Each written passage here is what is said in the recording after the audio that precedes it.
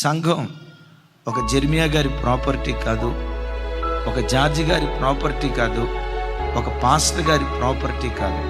సంఘం యేసయ్య ప్రాణం. ఆమేన్.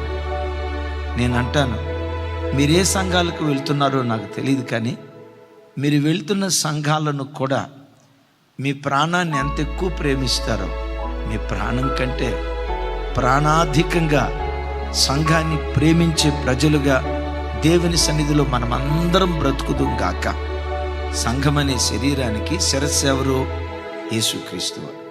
యేసుక్రీస్తు వారు సంఘానికి శిరస్సు అవటానికి కారణం దేవుడయ్యున్నందువల్ల శిరస్సు అయ్యాడా? సంఘం కొరకు ప్రాణం పెట్టడాన్ని బట్టి శిరస్సు అయ్యాడా?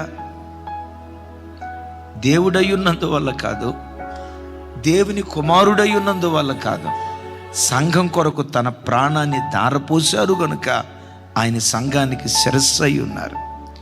మీరు ఏ సంఘాలనైనా చూడండి, ఆ సంఘాలకు వచ్చే ఏ విశ్వాసుల కుటుంబాలనైనా చూడండి, సంఘం కొరకు ఏ బిడ్డలు ప్రాణం పెడతారో, సంఘాన్ని ఏ వ్యక్తులు ప్రాణాధికంగా ప్రేమిస్తారో, అయ్యో నా సంఘం, నా దైవజనులు, దేవుడు మాకిచ్చిన సేవకులు అని సంఘాన్ని ఎక్కువగా ఎవరు ప్రాణాధికంగా ప్రేమిస్తారో వారు, వారి పిల్లలు, వారి పిల్లల పిల్లలు సంఘంలో శిరస్సుగా బ్రతకటానికి దేవుడు కృప చూపిస్తాడు.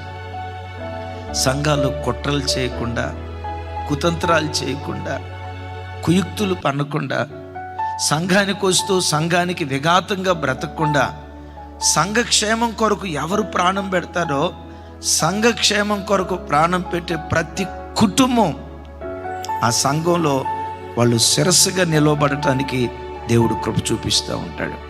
అలా సంఘం కొరకు ప్రాణం పెట్టే వ్యక్తులుగా ప్రతి బిడ్డ దేవుని సన్నిధిలో బ్రతుకుదురుగాక.